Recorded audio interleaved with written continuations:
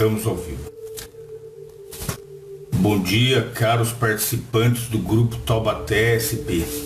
Vamos fazer esta live aqui para falarmos do arrebatamento.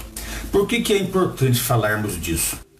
Porque este mês nós estamos falando sobre o reino de Deus. E tem certos assuntos pregados pela cristandade, ou seja, pela Igreja Católica e evangélicas, que podem ir de encontro ao ensinamento bíblico sobre o reino de Deus. Um desses ensinamentos é o arrebatamento. Antes de mais nada, vamos fazer uma separação aqui entre o que é um ensinamento bíblico e o que é uma interpretação de textos bíblicos. Ensinamentos bíblicos são aqueles que estão ensinados categoricamente na Bíblia. Não resta dúvida. Não precisam ser interpretados.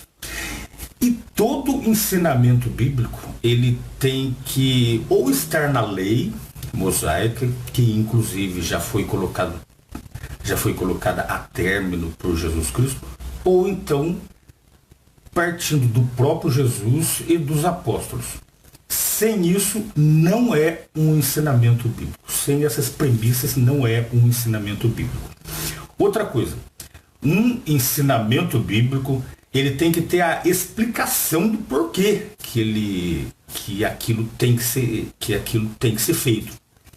Por exemplo, na lei mosaica era explicado que os judeus tinham que guardar os sábados, né?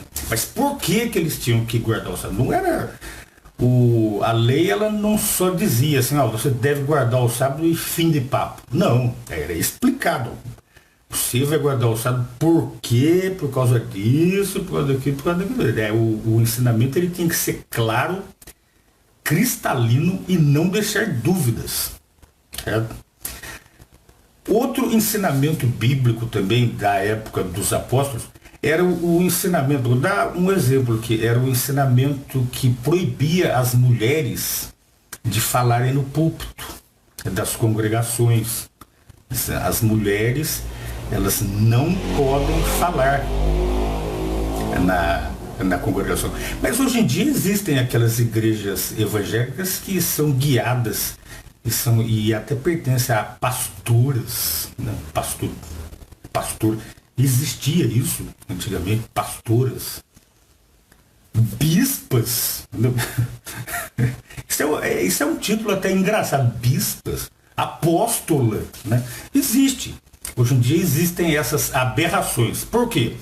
Porque essas igrejas não seguem um ensinamento bíblico que proíbe que as mulheres falem no púlpito.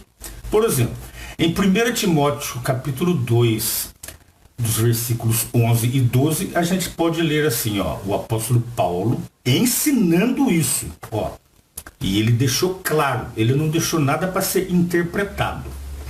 Ele falou assim, que a mulher aprenda em silêncio, com plena submissão. Não permito que a mulher ensine, nem que exerça autoridade sobre o homem, mas ela deve ficar em silêncio. Isso é um ensinamento claro.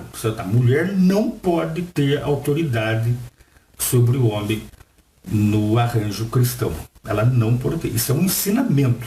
Está categorizado como um ensinamento. Este mesmo ensino é repetido lá em 1 Coríntios, capítulo 14, versículo 33 a 35, que é pelo mesmo apóstolo Paulo, que é para não deixar dúvidas lá. Como em todas as congregações dos santos, que as mulheres fiquem caladas nas congregações, pois não lhes é permitido falar. Em vez disso, que estejam em sujeição, como também diz a lei, se elas quiserem aprender algo, perguntem ao marido em casa, pois é vergonhoso para uma mulher falar na congregação. Mas falar de que jeito? Como líder, né? Lá no público, ensinando. Não, isso aí não pode acontecer. Isso sim é um ensinamento bíblico que não deixa dúvidas, né? É um ensinamento. Agora, qual é a diferença entre um ensinamento bíblico categorizado, conforme a gente pode ler ele claramente? Ah, e tem outra. Esse ensinamento das mulheres não poderem falar em público é explicado o porquê. Também não é só assim, eu não permito que você saia, fim de papo. Não. É explicado o porquê. Peguem esses dois textos, que depois eu vou deixar escrito, e prossiga na leitura deles, que lá vai estar explicado o porquê desses ensinamentos. Todo ensinamento bíblico tem que haver um porquê. Ele não pode ser simplesmente uma ordem dada sem explicação. No caso do arrebatamento, seria ele um ensinamento bíblico? Onde está escrito que na Bíblia, vocês podem ler, do começo até o final, que o arrebatamento é um ensino bíblico? Que está lá, olha, vai haver um arrebatamento porque acontece assim, e o apóstolo fala, olha, vai haver um arrebatamento porque é isso, aquilo. Então tem a explicação. Não tem. O arrebatamento, ele não é um ensinamento bíblico. Não é. Aí você fala, mas o apóstolo Paulo falou que vão ser arrebatados. Então, ele vai ser arrebatado. Nós vamos considerar este assunto agora e vocês vão entender. Até o final deste vídeo vocês vão entender por quê. Viu? Vamos ver primeiro alguns conceitos das igrejas sobre o que é o arrebatamento, certo? Eu vou ler aqui o artigo que eu separei dois artigos. Primeiro nós vamos ver o que as igrejas dizem sobre o arrebatamento e depois a gente vai considerar sobre ele do ponto de vista bíblico. Como é que ele deve ser entendido, certo? O que o apóstolo Paulo falou. Porque os evangélicos, eles costumam pegar um texto bíblico que não faz parte de ensinamentos bíblicos categorizados e nem explicados o porquê que estão sendo ensinados, e já interpretam como se fosse um ensinamento bíblico. É o caso, por exemplo, da parábola do rico e Lázaro. Eles pegam aquela parábola e já dizem, tá vendo, isso aqui prova a existência do inferno. Não é assim. Se o inferno fosse um ensinamento bíblico, ele teria uma explicação. Vai existir o inferno para sempre, as pessoas vão sofrer para sempre lá. Por que isso, aquilo? Mas isso não está na Bíblia. Então vamos lá. Vários conceitos sobre o arrebatamento passado pelas igrejas. Muitos acreditam que irão para o céu quando morrerem. Mas outros acham que serão levados para o céu no que chamam de arrebatamento. É esta também a sua expectativa? O arrebatamento é o repentino desaparecimento de muitos milhões de pessoas sem deixarem sequer um indício para onde foram. Assim disse um evangelista protestante. Segundo o dicionário evangélico da teologia, que está em inglês, o termo arrebatamento refere-se a ser a igreja unida com Cristo na sua segunda vinda, que vão se reunir nos céus. A igreja vai para o céu. Alguns acham desconcertante pensar em abandonar seus amigos e os membros da sua família, a fim de se encontrar com Jesus Cristo nos céus. No entanto, muitos acreditam que o arrebatamento tem de ocorrer. Ocorrerá mesmo? Em caso afirmativo, quando ele vai acontecer? A Bíblia mostra que, antes do início do prometido reinado milenar de Cristo, haverá um período chamado de grande tribulação. Jesus disse: então haverá grande tribulação, tal como nunca ocorreu desde o princípio do mundo até agora. Não, nem tampouco ocorrerá de novo. Mateus 24, 21. Olha. Alguns situam o arrebatamento no período que precede, antes, a grande tribulação. Outros o esperam durante esse tempo. E ainda outros acham que o arrebatamento ocorrerá depois dessa aflição sem paralelo na humanidade. O conceito do arrebatamento ocorrer depois da tribulação prevalecia até o início do século XIX. Daí, na Inglaterra, surgiu um movimento encabeçado por um ex-clérigo da Igreja da Irlanda, John Nelson Darby. Ele e outros anglicanos que pensavam da mesma maneira ficaram conhecidos como os Irmãos. De sua base em Plymouth, Darby viajava para pregar na Suíça e em outras partes da Europa. Ele afirmava que a volta de Jesus ocorreria em 2 etapas. Começaria com um arrebatamento secreto, em que os santos seriam arrebatados antes de um período de 7 anos de tribulação, da tribulação devastar a terra. Daí Cristo apareceria visivelmente acompanhado por esses santos, e juntos governariam a terra por 1000 anos. Darby enfatizava a necessidade de se estar separado do mundo, e os que compartilhavam seu conceito por fim tornaram-se conhecidos como irmãos exclusivos. B.W. Newton encabeçava uma facção diferente, que cria no arrebatamento, mas não que ocorresse antes da tribulação. Alexander Reese, que advogava o arrebatamento após a tribulação, sustentava que as teorias do arrebatamento secreto são uma ameaça à esperança da vinda de Cristo. Ou seja, são vários conceitos, não são só um. Não há unanimidade nas interpretações. Os que acreditam que ocorra antes da tribulação creem que esta diferença de conceito é séria o bastante para afetar a natureza da sua esperança com relação à vinda de Cristo.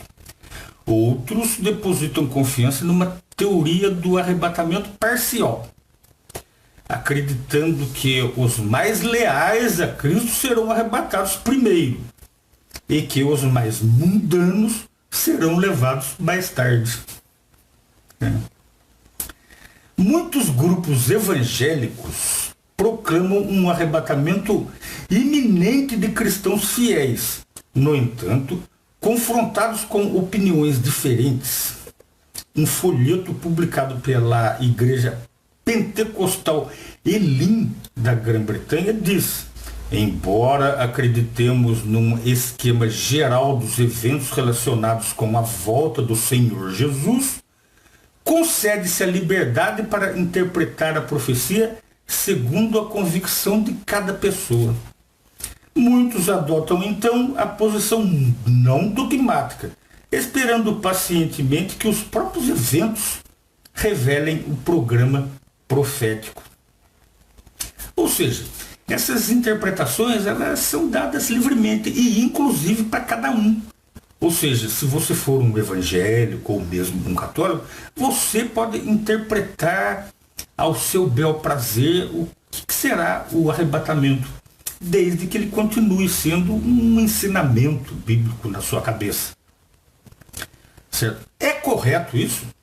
Tanto é que se você pesquisar na internet sobre o arrebatamento, no final de cada artigo, eles vão dizer lá, ó, nós não sabemos quando, não sabemos porquê, só sabemos que ele vai ocorrer, sabe? Alguns dizem, ele pode acontecer amanhã ou como pode acontecer daqui a 1000 anos, né? Mas só você sabe que vai acontecer. É certo isso? Ou seria a Bíblia, ou não seria a Bíblia um livro de exatidão? ela te dá ela te faz umas profecias exatas para acontecer em determinado tempo. Vamos ver isso. A palavra inspirada de Deus, a Bíblia, é o padrão pelo qual temos de medir a veracidade de todas as crenças. Portanto, o que a Bíblia diz sobre o arrebatamento? Nós vamos ver isso daqui agora.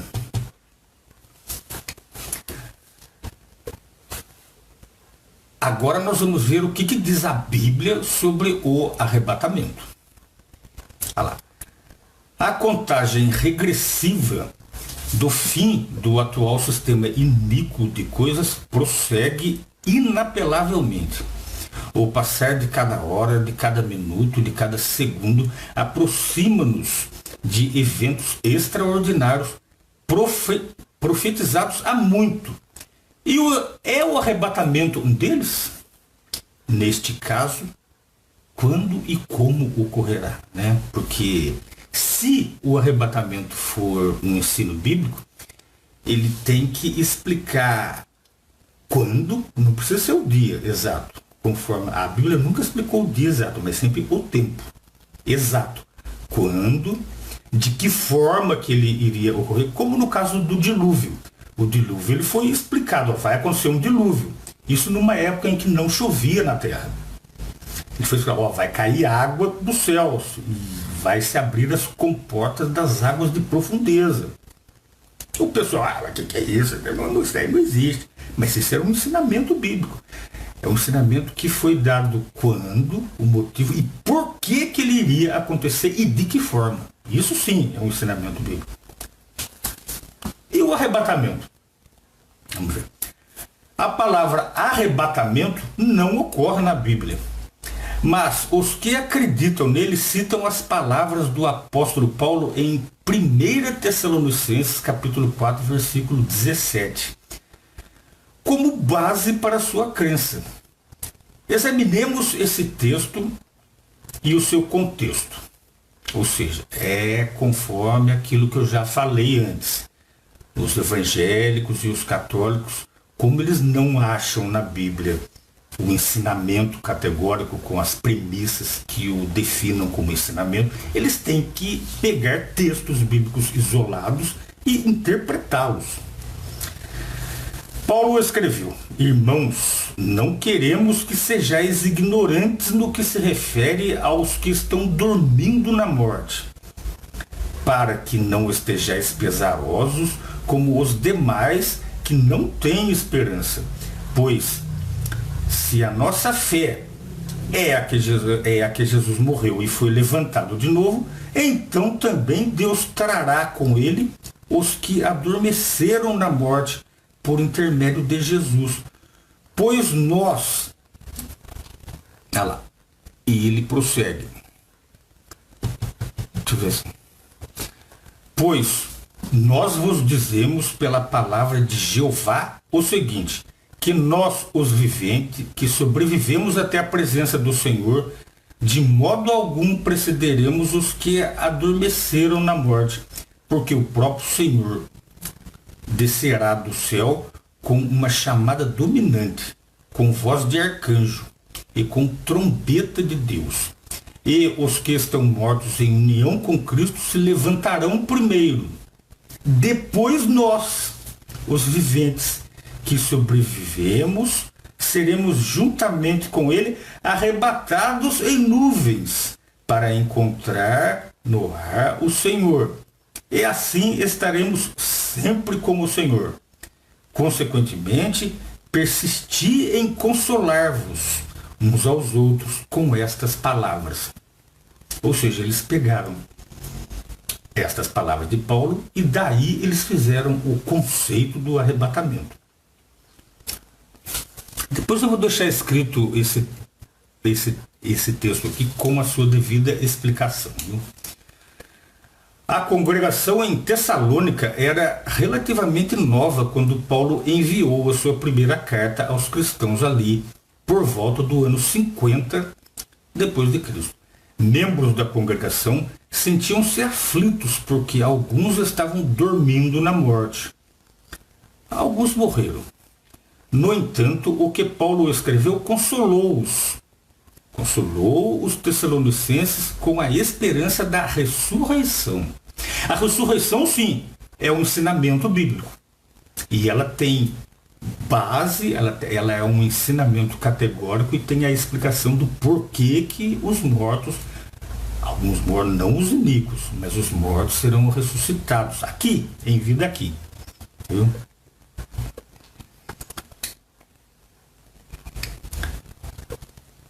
Ao passo que Paulo confirmava que os cristãos fiéis já falecidos seriam ressuscitados, ele disse também: nós, os viventes que sobrevivemos até a presença do Senhor, de modo algum precederemos os que adormeceram na morte. Digno de nota, porém, é a referência de Paulo à presença do Senhor. O texto na língua original usa aqui a palavra grega parousia, né? Que literalmente significa o estar ao lado de. Quando um chefe de Estado estrangeiro visita um país, em geral se anunciam as datas de sua presença. O mesmo se dá com a presença do Senhor Jesus Cristo.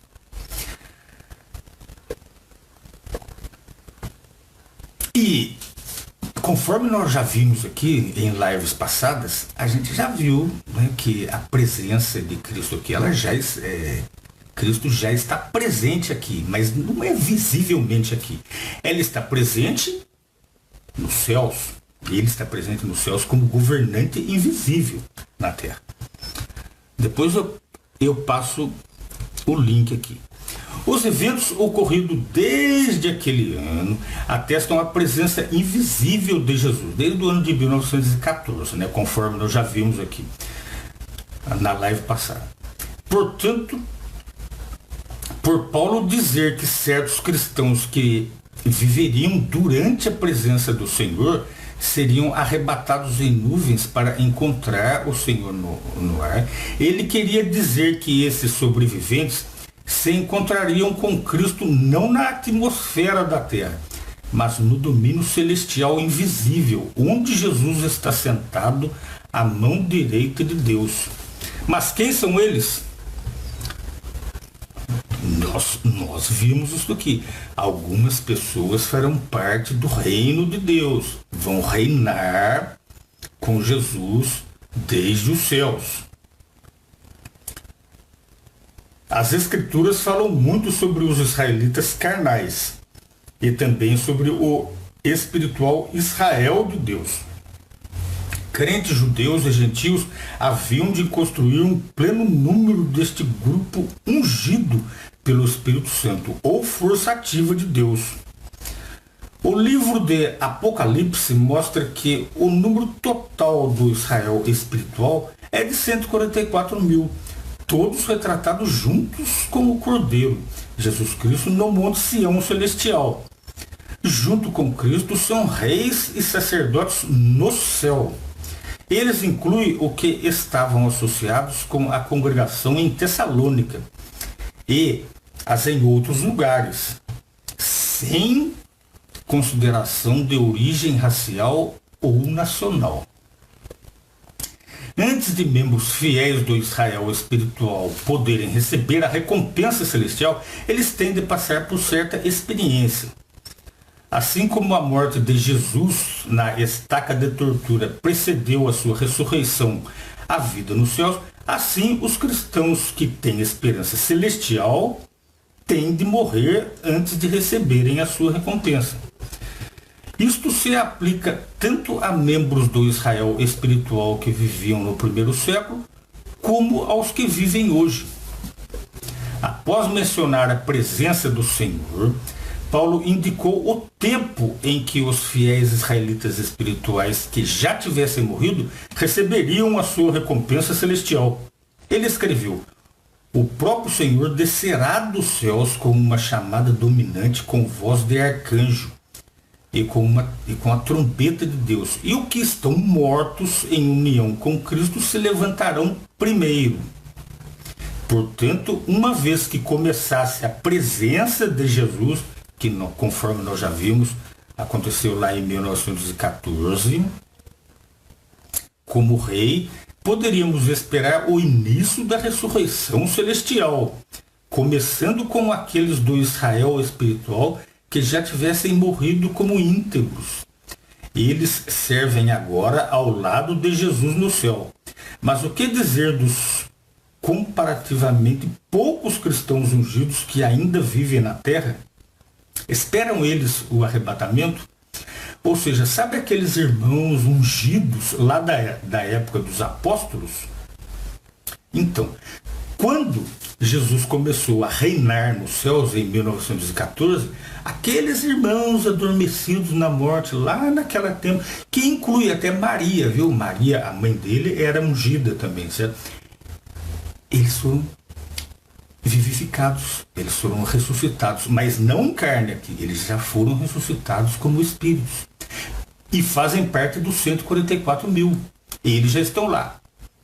Mas há outros ungidos aqui na terra ainda vivos, né? E esses esperam o arrebatamento da forma como dizem os evangélicos. Depois de mencionar os cristãos ungidos que já haviam morrido, Paulo acrescentou: depois nós, os viventes, ou seja, agora, né, os viventes que sobrevivemos, aqueles ungidos que estarão vivos durante a presença invisível de Cristo, qual Rei nos céus. Certo? Que ainda tem pessoas ungidas aqui na terra. Seremos juntamente com eles arrebatados em nuvens para encontrar o Senhor no ar.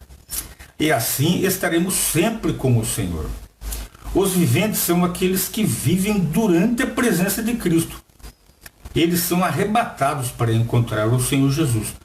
Como no caso dos primitivos cristãos fiéis, não é preciso que morram como humanos para ser unidos com Cristo no céu.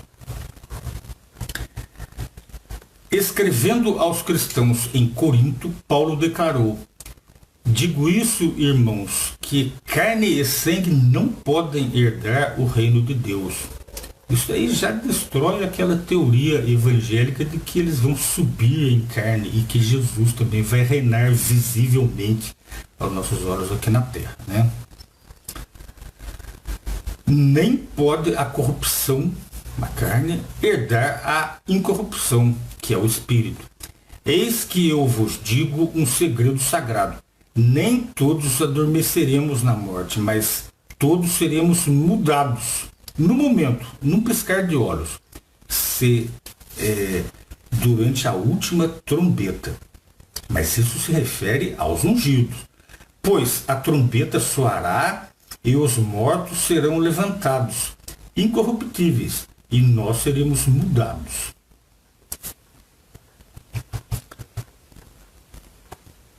Cada um do restante do Israel espiritual, ao morrer em fidelidade durante a presença de Cristo, recebe instantaneamente sua recompensa celestial num piscar de olhos. Ele é ressuscitado como criatura espiritual e arrebatado para encontrar Jesus e para servir como corregente dele no reino dos céus. Mas que dizer de todos os outros que adoram a Jeová com a aproximação do fim desse sistema iníquo? Serão eles também arrebatados para o céu? Eu, por exemplo, não tenho esperança de viver no céu como um rei ao lado de Cristo. Eu não faço parte dos 144 mil. Apesar de eu adorar a Jeová e querer servir a Jeová, como milhões de outros que estão na terra aqui, eles também não têm esperança de fazer parte dos 144 mil. Até porque esses 144 mil, não são eles que querem fazer parte, é o próprio Deus os escolhe, o próprio Jeová os escolhe. E nós? O que vai acontecer com a gente então? Depois que esses ungidos forem para o céu, todos reinar. E nós? Ora, vocês já não leram lá em Salmo que o justo possuirá a terra e viverá nela para todo o sempre. Visto que a presença régia de Jesus começou em 1914, já estamos agora bem avançados no tempo do fim deste mundo. Paulo advertiu: quanto aos tempos e às épocas, irmãos, não necessitais de que se vos escreva, pois vós mesmos sabeis muito bem que o dia de Jeová vem exatamente como ladrão de noite, quando estiverem dizendo paz e segurança. Então lhes há de sobrevir instantaneamente a repentina destruição, assim como as dores de aflição vêm sobre uma mulher grávida, e de modo algum escaparão. 1 Tessalonicenses 5, do 1 ao 3. Mas os cristãos atentos, nós cristãos atentos, eu não me coloco entre os cristãos atentos, eu me considero um pecador e sempre vou me considerar.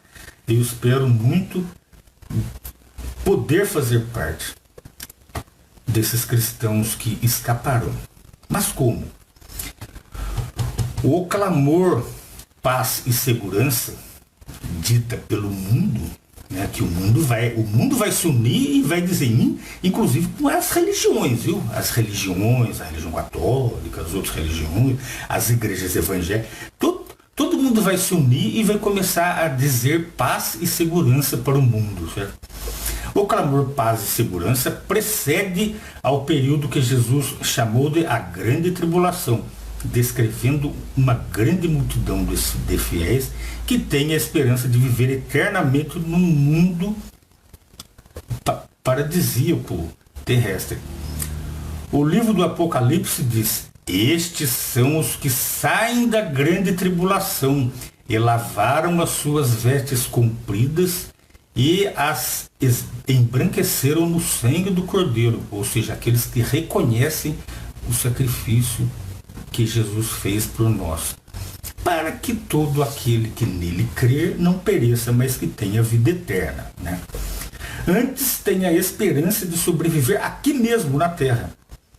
A fim de se prepararem para isso, tem de permanecer espiritualmente despertos. Como você pode fazer isso e sobreviver ao fim desse sistema? Isso nós vamos considerar na última live deste mês, que a gente vai falar sobre o reino de Deus. Mas eu vou falar um pouco agora.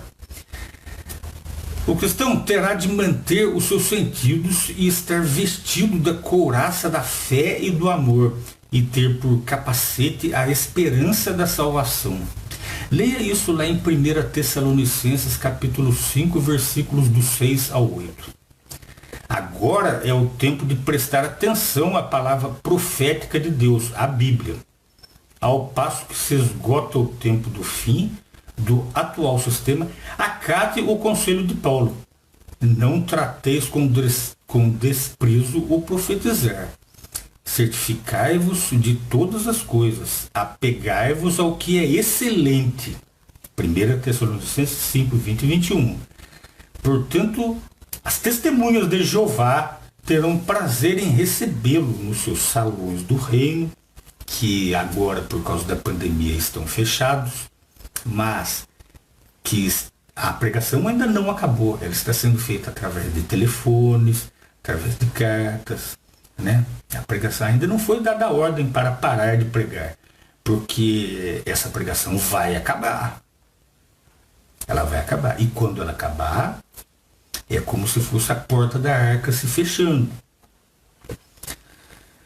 onde você então poderá participar com elas no estudo das profecias bíblicas, esta que nós acabamos de considerar agora, e de outros aspectos da palavra inspirada por Deus.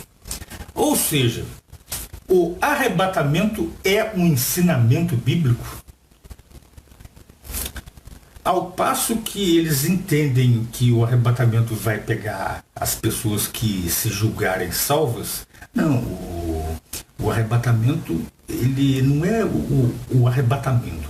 O apóstolo Paulo diz que aqueles que ainda estão vivos os ungidos, que irão para o céu, dentre os 144.000, dentre os quais o próprio apóstolo Paulo, que a esta altura já foi ressuscitado, porque ele já morreu há muito tempo, os que estão ungidos hoje em dia, assim que morrerem aqui na terra, imediatamente eles recebem um corpo espiritual. Eles não precisarão ser igual Paulo, que morreu há quase 2.000 anos atrás, e apenas depois de 1914 é que ele foi ressuscitado. Ele mesmo não viu o tempo passar, porque na morte, o morto não vê o tempo passar.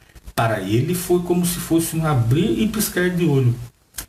Aí sim ele pôde se, a hora que ele fechou o olho na morte e imediatamente abriu, estando já ressuscitado em espírito, olha, passou tudo isso de tempo, a história humana se cumpriu, tudo exatamente como estava previsto na Bíblia.